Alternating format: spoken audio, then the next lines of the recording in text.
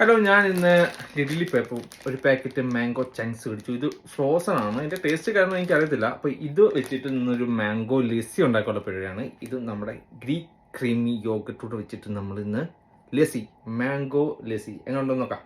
ഇത് റെഡിയാക്കി എടുക്കാൻ വളരെ സിമ്പിളാണ്. കുറച്ച് മാംഗോ ചങ്ക്സും പിന്നെ കുറച്ച് ഷുഗർ. മാംഗോ ചങ്ക്സ് ഞാൻ കഴിച്ചു നോക്കി നല്ല പുളിയാണ്. അതുകൊണ്ട് കുറച്ച് നല്ല രീതിയിൽ ഷുഗറും പിന്നെ കുറച്ച് ഉപ്പും പിന്നെ നമ്മുടെ ഗ്രീക്ക് ക്രീമി യോഗട്ടും ഇട്ടിട്ട് നല്ല രീതിയിൽ മിക്സിയിൽ അടിച്ചെടുക്കും. എനിക്ക് നല്ല ക്രീമി ആയിട്ടാണ് കിട്ടിയത്.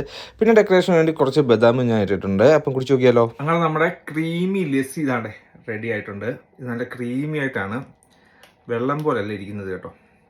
മാംഗോ നല്ല ഫ്രോസൺ ആയതുകൊണ്ട് നല്ല ക്രീമി ലസ്സിയാണ് കിട്ടിയത്. കഴിച്ചു നോക്കാം എങ്ങനെ ഉണ്ടെന്ന്.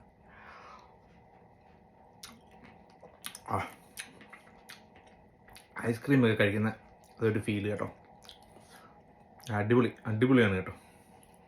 മാങ്ങയ്ക്ക് പുളിയാണ്, കുറച്ച് പഞ്ചസാരയൊക്കെ ഇട്ട് സെറ്റ് ചെയ്തതാണ് കേട്ടോ. നല്ല ടേസ്റ്റ് ഉണ്ട്.